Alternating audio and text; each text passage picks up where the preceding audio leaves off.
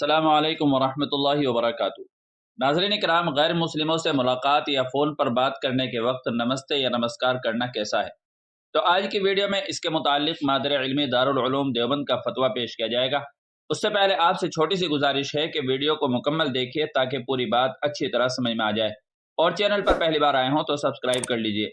دارالعلوم دیوبند کے فتوے سے پہلے نمستے نمسکار کے متعلق جامعہ علوم اسلامیہ علامہ محمد یوسف بن نوری ٹاؤن کا جواب بھی دیکھ لیجئے۔ چنانچہ نمستے نمسکار کے متعلق جامعہ نے جواب دیا ہے کہ واضح ہو کہ ہر قوم یا مذہب کا ملاقات کے وقت مخصوص الفاظ میں سلام کرنے کا جو انداز ہے اس کی دو حیثیتیں ہیں۔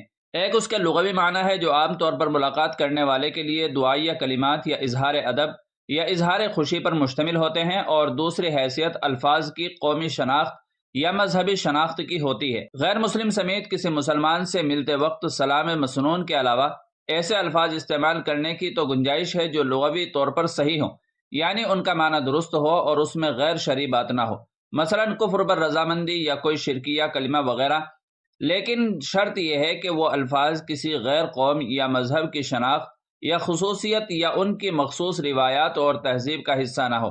پس اگر وہ الفاظ کسی غیر قوم یا غیر مذہب کی شناخت یا مخصوص روایات و تہذیب کا حصہ ہوں تو غیر قوم یا مذہب سے مشابہت کی وجہ سے اس کا استعمال ممنوع ہوگا، اگرچہ اس کے معنی دعائیہ کلمات پر ہی کیوں نہ مشتمل ہو۔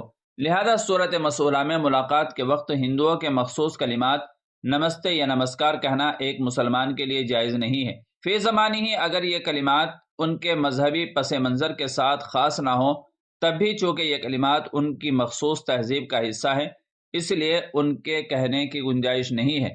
مسلمان کے لیے ملاقات کے وقت سلام کہنے کا حکم ہے، اور اس سے بہتر کوئی کلمہ ملاقات کے وقت باہمی الفت و محبت اور دعا پر مشتمل نہیں ہو سکتا۔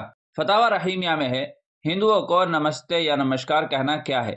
تو جواب دیا گیا اس کی اجازت نہیں ہے، کیونکہ یہ مخصوص مذہبی الفاظ ہیں۔ ومن تشبہ بقوم فہو منہم، البتہ جو الفاظ مذہبی نہیں ہیں بلکہ معاشرتی ہیں، جیسے آداب یا آداب عرض ہے، ان کی گنجائش ہے۔ اب اس کے بعد میں آپ کے سامنے مادر علمی دارالعلوم دیوبند کا فتویٰ پیش کر رہا ہوں۔ چنانچہ کسی سائل نے دارالعلوم دیوبند سے سوال کیا، کیا نمسکار کہنا شرک ہے؟ کیا ہم آفس میں اور فون پر غیر مسلموں کا نمسکار کہہ سکتے ہیں؟ تو مادر علمی دارالعلوم دیوبند کی طرف سے جواب دیا گیا ہے، بسم اللہ الرحمن الرحیم۔ نمسکار سنسکرت زبان کا لفظ ہے، اس کے اندر عبادت اور بندگی کے معنی پائے جاتے ہیں، اس لیے اس کا استعمال کسی انسان کی تعظیم کے لیے کرنا معنوی طور پر اسلام کے عقیدہ توحید کے خلاف ہے، اس لیے مسلمان ہرگز اسے استعمال نہ کرے۔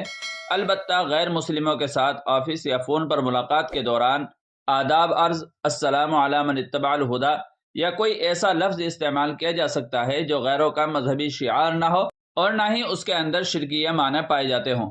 واللہ تعالی علم۔ دارالفتاء دارالعلوم دیوبند۔ تو ناظرین کرام، ویڈیو مکمل دیکھنے کے بعد مسئلہ اچھی طرح واضح ہو گیا ہوگا۔ ویڈیو اچھی لگی تو لائک اور شیئر کر دیجیے گا، اور چینل پر پہلی بار آئے ہوں تو سبسکرائب بھی کر لیجیے گا۔